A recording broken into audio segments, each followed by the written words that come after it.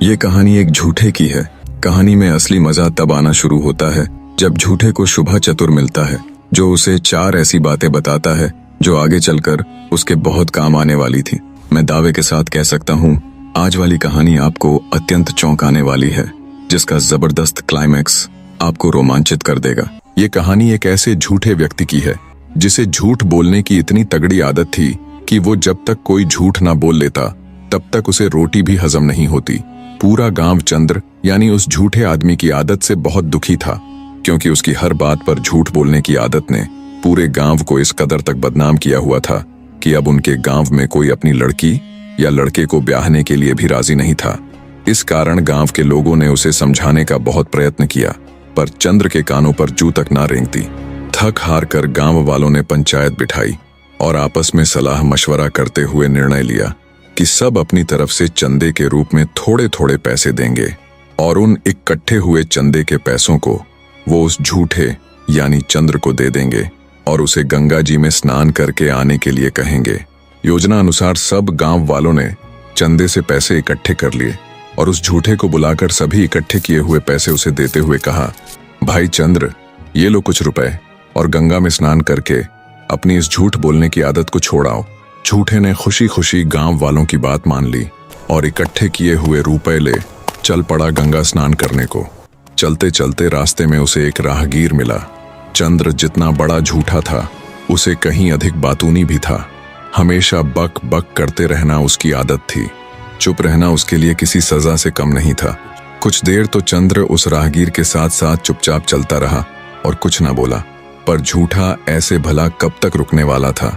अंततः आदत से मजबूर वो उस राहगीर से बोल ही पड़ा, भाई कोई बात कहो जिससे ये सफर आराम से कट जाए। राहगीर बोला, मेरी बातें ऐसी वैसी नहीं है, मैं हर बात के लिए 100 रुपया लेता हूँ। अब झूठे की जेब में तो गांव वालों के दिए हुए पैसे थे ही, तो बोला, ठीक है सुनाओ भाई, मैं तुम्हें पूरे 100 रुपए ही दूंगा। राहगीर बोला, कहाँ जा रहे हो तुम? झूठा बोला, गंगा स्नान करने। राहगीर बोला, तो मेरी ये बात याद रखना, स्नान के लिए हमेशा घाट छोड़कर औघट नहाना। दोस्तों, घाट का मतलब है जहां सभी स्नान करते हैं, मतलब मुख्य किनारा, और औघट का मतलब जहां कोई स्नान नहीं करता हो। राहगीर इतनी सी बात कह बोला, निकालो 100 रुपए। झूठा थोड़ा चिढ़ते हुए बोला, बस इतनी सी बात के 100 रुपए, और उसने 100 रुपए निकालकर उसे दे दिए। थोड़ी दूर चला तो फिर से उसे बात करने की तलब लगी। वो फिर से बोला, भाई कहो ना कोई बात जिससे रास्ता कटे। राहगीर बोला, ठीक है सुनो फिर, झाड़ बिछा के सोइए खाट। दोस्तों, इसका अर्थ है सोने से पहले हमेशा अपने बिस्तर को झाड़कर सोना। इतनी बात कह राहगीर बोला, निकालो 100 रुपए। झूठा खींचते हुए बोला, बस इतनी सी बात के 100 रुपए, और फिर से उसे 100 रुपए और दे दिए। थोड़ी दूर चलने पर झूठे को फिर से बात करने की तलब लगी, तो उसने अपनी जेब से 200 रुपए निकाल फिर से उस राहगीर को दिए और बोला, लो भाई अब की बार 2 बात सुनाओ। राहगीर बोला, तो सुनो, अपने मन की सच्चाई अपने मन में ही रखना, अर्थात अपने मन की बात किसी के आगे न कहना, फिर चाहे अगला व्यक्ति तुम्हारा कितना ही प्यारा कितना ही खास क्यों ना हो। आगे सज्जन राहगीर बोला, अब आखिरी और चौथी बात, कोई बात नहीं, बल्कि मेरा नाम और पता है। इतना कहते हुए सज्जन राहगीर ने झूठे को अपने नाम और पते वाली वो पर्ची दे दी और बोला, शुभा चातर मेरा नाम है, झगड़ जंजाल मेरा गांव है, कभी कोई मुसीबत पड़े तो याद कर लेना। अब दोनों के रास्ते अलग अलग हो गए। झूठा व्यक्ति अपने राह चल पड़ा और शुभा छात्र अपने रास्ते। झूठा आदमी चलते चलते कुछ दिनों के सफर के बाद गंगा जी पर पहुंच गया। वहां पहुंचकर जैसे ही वो स्नान आदि के लिए अपने कपड़े उतारने को तैयार हुआ, तभी उसे उस सज्जन राहगीर की बात याद आई कि घाट छोड़कर औघट नहाना। सोचा, मैंने सज्जन व्यक्ति को इस बात के लिए पूरे 100 रुपए दिए हैं, तो उसकी बात को आजमाना चाहिए। इसी सोच के साथ वो नदी के किनारे किनारे आगे चल पड़ा। चलते चलते जब ऐसी जगह आ गई जहां कोई भी स्नान आदि नहीं करता था, तब वहां पहुंचकर झूठे ने अपने वस्त्र उतारे और नहाने लग गया। जब वो स्नान कर रहा था, तभी नदी में एक लाश तैरती हुई आई। करीब आने पर जब झूठे ने उसे ध्यान से देखा, तो लाश की हथेली में 9 करोड़ का लाल सिला हुआ था। झूठे ने विचार किया कि ये लाल ही इस मृत व्यक्ति की जीवन भर की कमाई रही होगी, इसलिए इसने अपने अंतिम समय में इस लाल को अपनी हथेली में सी लिया होगा। झूठे ने ये कहते हुए उसकी हथेली में सिला हुआ वो लाल उतार लिया कि भाई अब तुम्हारे तो ये किसी काम का है नहीं, पर हाँ, इससे मेरी जिंदगी जरूर बदल जाएगी। उसने लाल को अच्छे से धोकर नदी किनारे रख दिया अच्छे से स्नान आदि के बाद उसने अपने कपड़े पहने और वापस चल दिया। वो अभी कुछ दूर ही चला होगा तभी उसे ध्यान आया कि उस लाल को तो वो वहीं भूल आया है। वो तुरंत वापस मुड़ा और दौड़ते हुए उसी जगह पर गया जहां उसने स्नान किया था। देखा तो उसका लाल ज्यों का त्यों वहीं पर रखा था। खुशी खुशी झूठे ने उसे उठाया और विचार किया कि राहगीर की प्रथम बात तो काम आ गई, और एक बार नहीं बल्कि दो दो बार। अगर मैं मुख्य किनारे को छोड़ आगे जाकर स्नान ना करता तो मुझे ये 9 करोड़ का लाल कैसे मिलता, और अगर मिल भी जाता तो इस भीड़ भाड़ वाले तट पर अब तक कोई ना कोई इसे उठा चुका होता। मन ही मन शुभा छात्र को दुआ देते हुए वो वापस चल पड़ा। चलते चलते उसे रात हो गई तो वो रास्ते में पड़ रहे एक घने जंगल में पेड़ के ऊपर चढ़कर बैठ जाता है। सोचा पेड़ पर जंगली जानवरों से भी सुरक्षा हो जाएगी और उसकी रात भी कट जाएगी। जिस जंगल में झूठा व्यक्ति रुका हुआ था उस जंगल के मध्य एक ठग परिवार रहता था, जिसमें ठग की पत्नी, उसकी एक जवान बेटी और उसका नौजवान बेटा था। जंगल से गुजरने वाले राहगीरों के साथ लूटपाट कर वे अपना जीवन बसर कर रहे थे। ठग की बेटी मायावी शक्तियां जानती थीं, जिनके बूते पर उसने पता लगाया कि जंगल में कोई व्यक्ति आया है और उसके पास 9 करोड़ी लाल है। उसने तुरंत अपने बाप और भाई को इस बात से अवगत करवाया और बोली, तुम किसी तरह उस व्यक्ति को बहला फुसला कर यहाँ ले आओ, आगे का काम वो खुद देख लेगी। बेटी की बात सुन ठग और उसका बेटा तुरंत जंगल में निकल पड़ते हैं। थोड़ी दूर चले तो देखा एक पथिक पेड़ के ऊपर बैठा हुआ है। ठग बोला, कौन हो तुम? झूठा व्यक्ति बोला, हे सज्जन पुरुष, मैं एक राहगीर हूँ जो गंगा स्नान के बाद अपने घर वापस जा रहा था। रात हुई तो पेड़ को सुरक्षित स्थान जान रात बिताने के लिए यहाँ बैठ गया। झूठे की बात सुन ठग बड़ी मीठी वाणी में झूठे से बोला, हे पथिक, हमारा ठिकाना यहाँ से ज्यादा दूर नहीं है। अगर तुम चाहो तो हमारे साथ आ सकते हो। हमारे साथ भोजन आदि करके रात्रि में विश्राम कर लेना और सुबह को अपने घर के लिए निकल जाना। यहाँ तुम्हें जंगली जानवरों का बहुत खतरा है। झूठे को भी ठग की बात उचित लगी। वो तुरंत पेड़ से उतर आया और उनके साथ साथ जंगल के मध्य बने उनके घर की तरफ चल पड़ा। उनकी बात में आकर झूठा उनके साथ उनके निवास स्थल की ओर चल पड़ता है। घर पहुंचकर ठग परिवार ने उसकी बड़ी अच्छी खातिरदारी की और उसे अच्छे से भोजन आदि करवाया। भोजन उपरांत ठग की बेटी उससे बोली, महाशय जी, आपके सोने का इंतजाम मैंने ऊपर वाले कमरे में कर दिया है, अतः निश्चिंत हो आप वहां आराम कीजिए। झूठा व्यक्ति ठग परिवार से बड़ा प्रभावित हुआ। सोचा, आज के समय में कौन किसी अनजान के लिए इतना करता है। जब वो ऊपर बने कमरे में गया तो देखा खाट के ऊपर बिल्कुल साफ सुथरी चद्दर बिछी हुई है। थका हारा झूठा तुरंत खाट की तरफ गया और जैसे ही बैठने को हुआ तभी उसे उस सज्जन राहगीर की दूसरी बात याद आ गई कि झाड़ बिछा के सोइए खाट। झूठे ने सोचा, इतनी साफ सुथरी चद्दर बिछी हुई है, क्यों झाड़ना इसे, इसमें भला क्या दिक्कत हो सकती है। पर फिर सोचा, नहीं नहीं, मैंने इस बात के लिए पूरे 100 रुपये चुकाए हैं, आजमाना तो चाहिए। इसी सोच के साथ आगे बढ़कर जैसे ही उसने खाट के ऊपर बिछी उस चद्दर को तेजी से झड़काया तो उसकी आंखें फटी की फटी रह गईं। दरअसल वो चादर एक कच्चे सूत के ऊपर बिछाई गई थी, जिसके नीचे दहकते लाल अंगारों से भरा हुआ एक कुआं था। ये सब देख झूठे के पैरों नीचे से जमीन खिसक गई। वो माथा पकड़कर वहीं एक कोने में बैठ गया। उसके दिल की धड़कन तेजी के साथ धड़क रही थी। उसने पहली बार मृत्यु को इतने करीब से देखा था। सोचा, साले सबके सब ढोंगी है, इतनी आव भगत, इतना मान सम्मान, सब झूठा था। जिन लोगों को वो धर्मात्मा समझ बैठा था वो तो उस कसाई के समान निकले जो बकरे को हलाल करने से पहले उसे अच्छे से पेट भर चारा खिलाता है। भला हो उस सज्जन राहगीर का जिसकी दूसरी बात भी काम आ गई, वरना आज जान से हाथ धोना पड़ता। कुछ देर बाद ठग की बेटी ये सोचते हुए ऊपर आई कि अब तक तो पथिक का काम तमाम हो चुका होगा, पर वो जैसे ही कमरे के अंदर आई तो कोने में माथा पकड़कर बैठे पथिक को बिल्कुल सही सलामत देख उसके पैरों नीचे से जमीन खिसक गई। ठग की बेटी को देख झूठा खड़ा हुआ और बोला, बदमाश रांड, क्या मिलता है तुझे भोले भाले निर्दोष लोगों को मारकर। तब ठगिनी बोली, हमारा तो यही काम है, इसी के सहारे मेरा परिवार चलता है। झूठा बोला, अरे दुष्ट स्त्री, ये मत भूल कि तुझे भी एक दिन ऊपर वाले के पास जाना है और अपने किए कर्मों का हिसाब किताब देना है। जिस परिवार के लिए तू उन मासूम राहगीरों की हत्या करती है, एक बार जाकर उनसे पूछ, क्या वो भी तेरे इस पाप कृत्य के भागीदार हैं या नहीं। झूठे की बात सुन ठगिनी का हृदय विचलित हो उठा। वो तुरंत भागकर अपने पिता के पास जाती है और उनसे पूछती है, पिताजी, मारे गए पथिकों की हत्या का पाप किसे मिलेगा? आप भी मेरे इस पाप में भागीदार तो होंगे ही।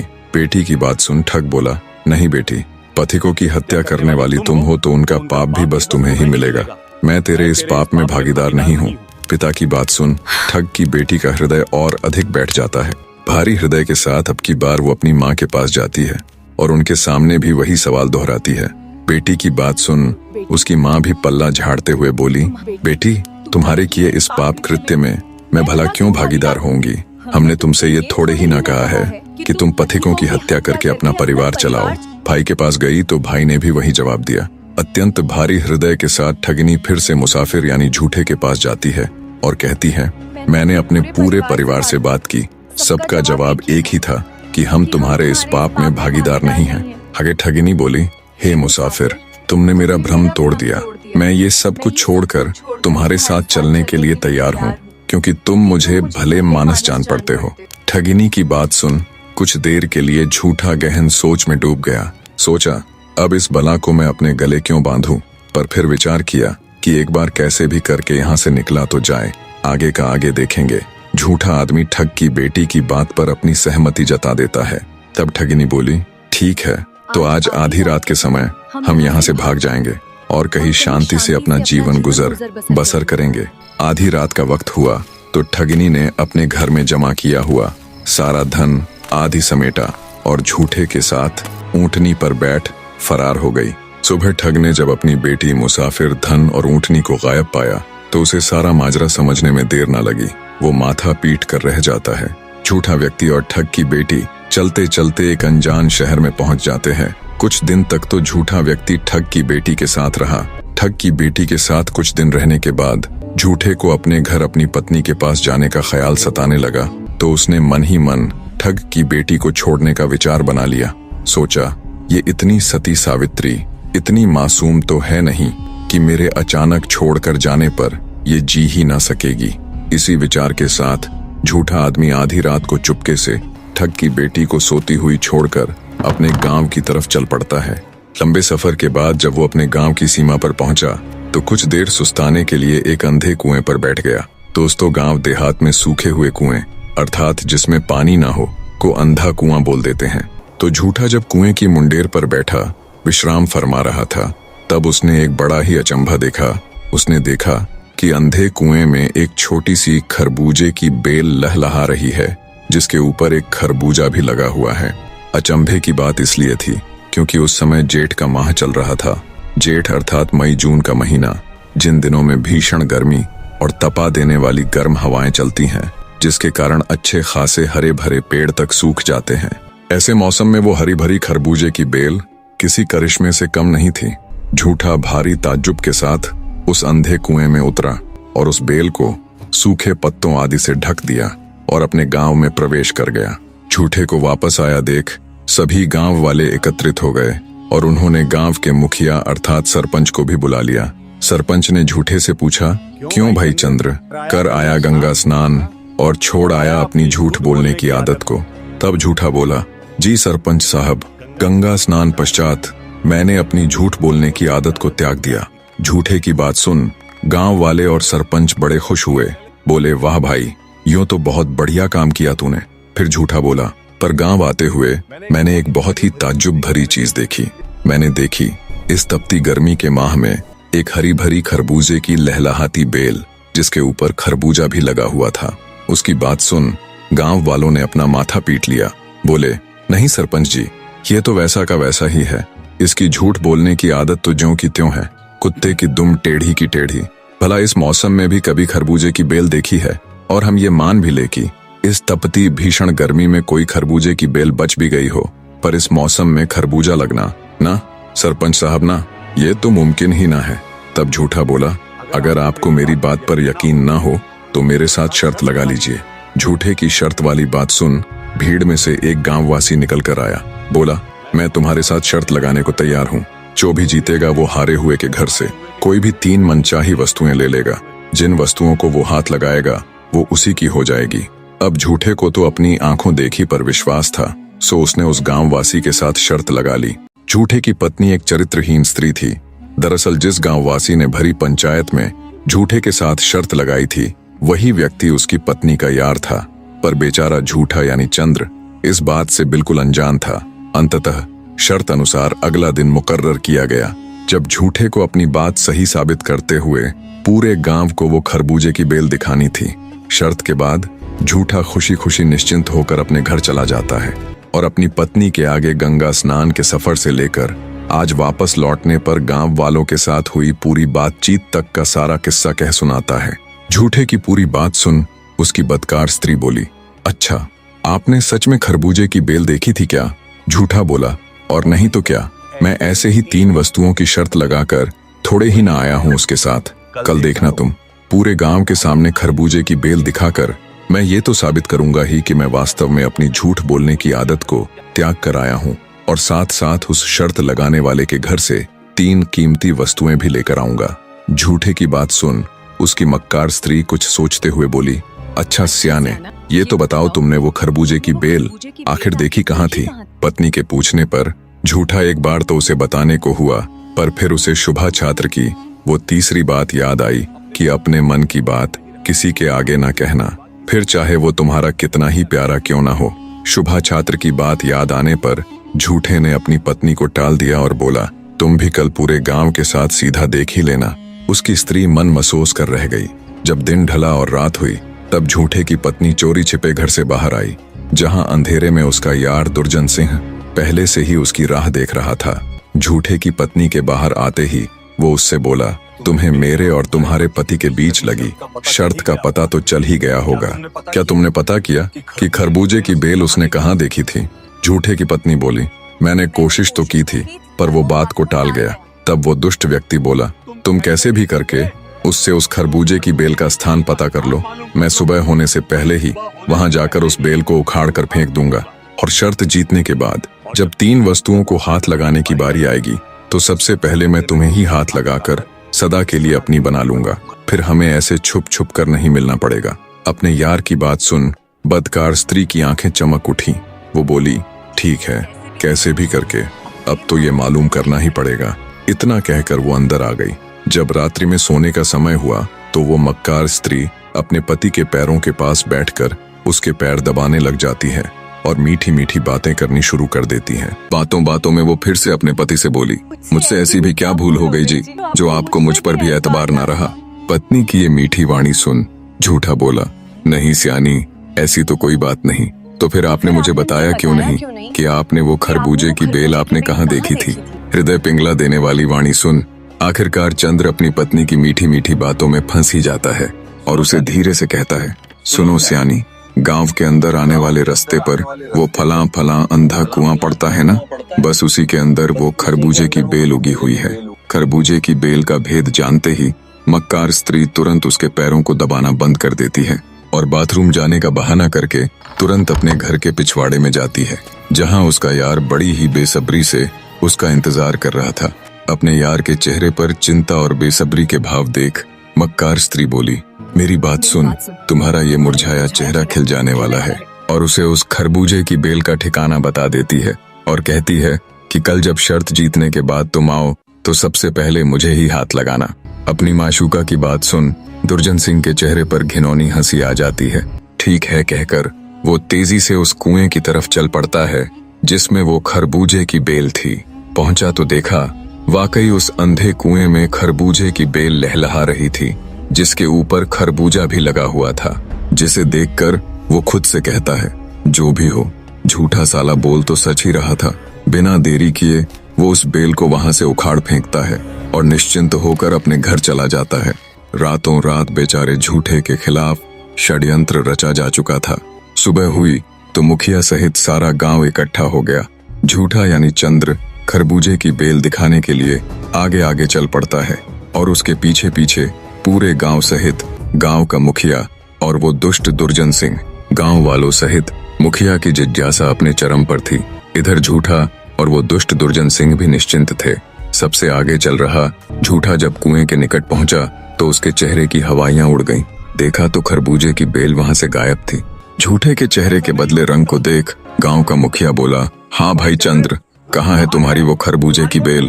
झूठा हकलाता हुआ बोला, कल रात तक तो इसी कुएं में थी, पर अब गायब है। उसकी बात सुन मुखिया उसे झिड़कते हुए बोला, कल रात को अगर बेल तुमने देखी थी तो क्या रात भर में ही धरती उसे निगल गई या फिर आसमान उसे खा गया? तुम कभी नहीं बदल सकते। हम सभी बेवकूफ थे जो तुम्हारा विश्वास किया। इतने में दुर्जन सिंह आगे आया और बोला, मुखिया जी, अब चूंकि ये शर्त हार चुका है तो इससे कहिए मैं इसके घर की जिन 3 चीजों को हाथ लगाऊं वो मुझे दे दे। पीला पड़ चुका झूठा दुर्जन सिंह की शर्त वाली बात सुन बोला, मैं अपनी शर्त निभाने के लिए तैयार हूँ, पर उसके लिए मुझे आज का समय दीजिए। कल तुम मेरी जिन 3 चीजों को हाथ लगाओगे वो तुम्हारी हो जाएगी। झूठे की बात सुन दुर्जन सिंह बिफर पड़ा और बोला, मुखिया जी, कल तक तो ये अपने घर की कीमती वस्तुओं को छिपा देगा। तब झूठा बोला, नहीं, चाहो तो घर के आगे पहरा लगवा दो, मैं घर से एक सुई भी बाहर नहीं निकालूंगा। झूठे की मिन्नतें करने पर उसे एक दिन का समय दे दिया जाता है। समय मिलने पर झूठा सीधा उस सज्जन राहगीर के शहर की तरफ चल पड़ता है जिसने उसे आखिरी यानी चौथी सीख के तौर पर अपना नाम पता दिया था और मुसीबत पड़ने पर याद करने को कहा था। झूठा मन में उम्मीद लिए कि अब तो बस शुभा छयात्र ही ऐसा व्यक्ति है जो उसे इस मुसीबत से बाहर निकाल सकता है। उसके शहर झगड़ जंजाल की तरफ चल पड़ता है। कुछ घंटों के लंबे सफर के बाद जब झूठा शहर में पहुंचा तो अब उसके सामने एक नई मुसीबत थी कि इतने बड़े शहर में शुभा छात्र को कैसे ढूंढे। वो पूछता पूछता एक गाड़ीवान के पास पहुंचा और शुभा छात्र द्वारा दी हुई वो पर्ची दिखाते हुए बोला, क्या तुम मुझे इस पते पर पहुंचा दोगे? गाड़ीवान बोला, हाँ पहुंचा दूंगा, पर तुम मुझे उसके बदले क्या दोगे? अब झूठा ठहरा गांव का सीधा साधा आदमी जो पहले ही जल्दबाजी में था बोला, मैं तुम्हें राजी यानी खुश कर दूंगा। ये सुन तांगे वाले ने उसे बिठाया और कुछ ही देर में शुभा छात्र के घर के बाहर ले जाकर उतार दिया। झूठे ने उतरते ही गाड़ीवान को कुछ सिक्के दिए, पर गाड़ीवान बिफर गया। बोला, तुमने तो मुझे राजी यानी खुश करने को कहा था। अब झूठे ने सोचा था तांगे वाला ही तो है, 2-4 सिक्कों में खुश हो ही जाएगा। उसने तांगे वाले को पहले 2, फिर 4, फिर 20 और अंत में जितने उसके पास थे सभी सिक्के दे दिए। पर झगड़ जंजाल शहर का वो तांगे वाला अभी भी अपनी बात पर अड़ा हुआ था कि नहीं, मुझे सिक्के नहीं चाहिए, मुझे तो तुम राजी कर दो बस। अंततः बेचारे झूठे ने वो 9 करोड़ का लाल निकाला और गाड़ीवान को देते हुए बोला, अब तो तुम राजी हो ना? तांगे वाले ने वो लाल भी ले लिया और बोला, नहीं, खुश तो मैं अब भी नहीं। घर के बाहर हो रहे इस सारे वाद विवाद और झगड़े की आवाज सुन शुभा छात्र बाहर निकल आया। देखा तो उसे मिलने वाला राहगीर और शहर का एक तांगे वाला आपस में झगड़ रहे हैं। उसने झूठे यानी चंद्र को तुरंत पहचान लिया और बोला, क्यों भाई, क्या हुआ? तब झूठा बोला, हे सज्जन पुरुष, मैं एक बड़ी ही मुसीबत में फंस गया था तो आपसे मिलने चला आया। शहर पहुंचकर आपके पते को खोजते खोजते मुझे ये तांगे वाला मिला। इसने मुझसे कहा कि ये मुझे आपके घर पहुंचा देगा, पर बदले में मैं इसे क्या दूंगा? तो मैंने सोचा तांगे वाला ही तो है, 2-4 सिक्कों में खुश हो जाएगा और जल्दबाजी में इसे ये बोल दिया कि मैं तुम्हें राजी कर दूंगा। मैंने इसे अपने सारे सिक्के और यहाँ तक कि 9 करोड़ का लाल भी दे दिया, पर यह है कि एक ही बात की रट लगाए हुए है कि तुमने मुझे राजी करने को बोला था, मुझे राजी करो।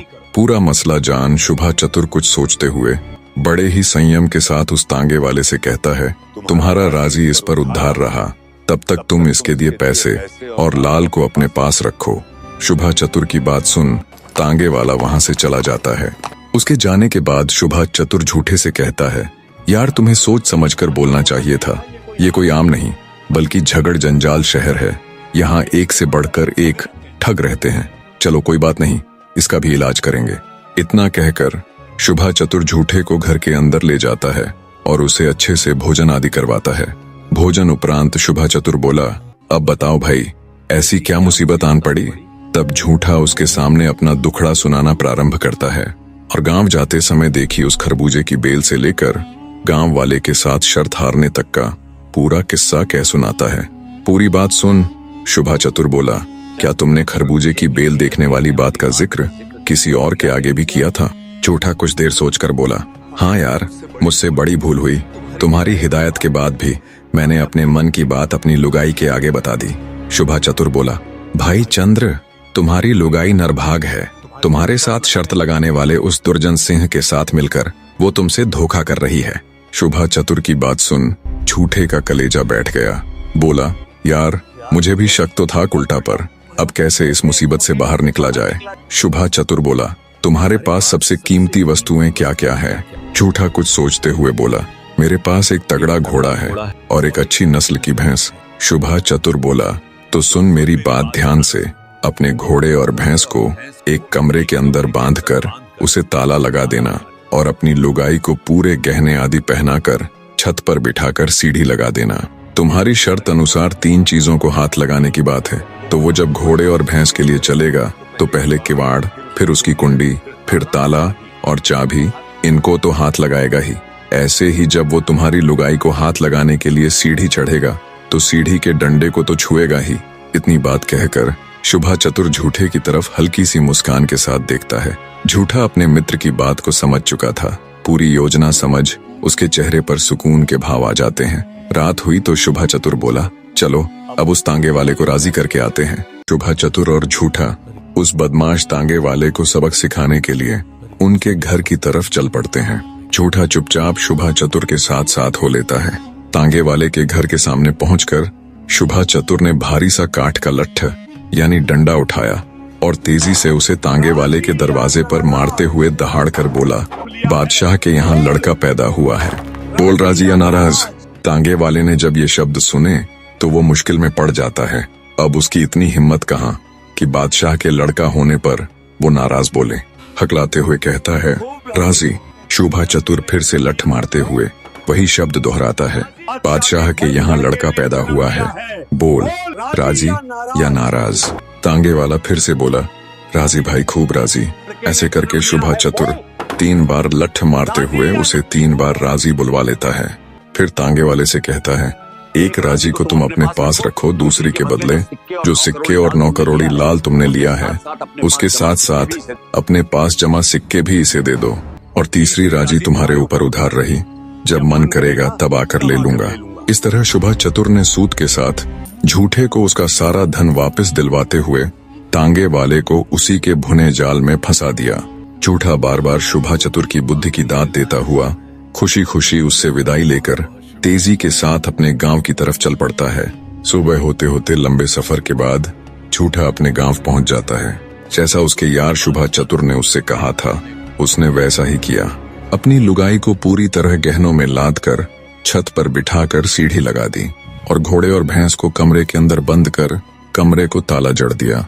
समय हुआ तो दुर्जन सिंह गांव के मुखिया और अन्य पंचायती लोगों को साथ ले झूठे के घर पहुंच गया। अपने यार को आया देख छत पर झूठे की मक्कार स्त्री खड़ी होकर अपनी छाती पीटने लग जाती है कि सबसे पहले मुझे हाथ लगा। झूठे ने जब अपनी मक्कार लुगाई के चलत्तर देखे तो मन ही मन खुद से बोला, रुक जा मेरी सासू की, तुझे तो आज ऐसा सबक सिखाऊंगा कि तू जीवन भर याद रखेगी।